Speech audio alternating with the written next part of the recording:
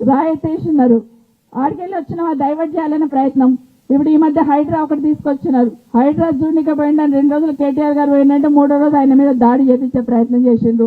భౌతికంగానో మాటలతోనో ఏదో రకంగా దాడి చేసి ప్రజల పక్షాన్ని ఎవరు ప్రశ్నించకుండా ఉండాలనే ప్రయత్నం మీరు చేస్తున్నట్టు ముఖ్యమంత్రి గారు. ఇది ఎట్టి పరిస్థితుల్లో ఈ రాష్ట్రంలో చాలా చైతన్యం ఉన్న రాష్ట్రం తెలంగాణ రాష్ట్రం, ఉద్యమం చేసి సాధించుకున్న రాష్ట్రం. ఖచ్చితంగా తప్పు చేసిన వాళ్ళను చింత చెట్టు కడతారు, ఖచ్చితంగా అది మాత్రం వాస్తవం అని మరొకసారి అందరు కూడా తెలియజేస్తూ, ఎందుకంటే చాలా మాట్లాడాలని ఉంది. ఇష్యూ డైవర్ట్ అయితే ఒకటి వదిలేస్తున్నాను.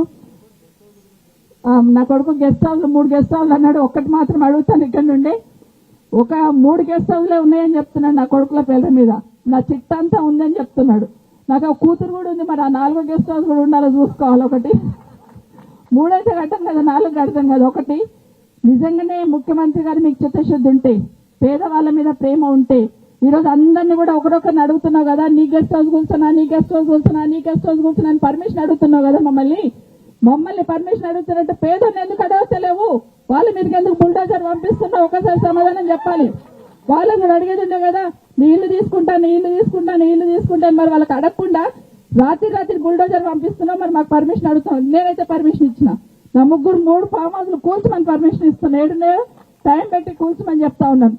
ఏది పడితే అది మాట్లాడేస్తున్నాడు. నిన్నగాక మొన్న హైడ్రా ఇష్యూ డైవర్ట్ చేయాలంటే ఏం చేయాలి? వాళ్ళ మంత్రి గారితో మాట్లాడిచ్చిండు. ఏం మాట్లాడిచ్చిండు విన్నాం కదా. ఎవరన్నా సభ్య సమాజంలో కనీసం ఆ మాటలు వినడానికి కూడా ఇష్టపడరు. అట్లాంటిది కేటీఆర్ గారి మీద మాట్లాడి ఇష్యూ డైవర్ట్ చేయాలని ప్రయత్నం చేసిండు. ఇదంతా కూడా ప్రజలు గమనిస్తా ఉన్నారు.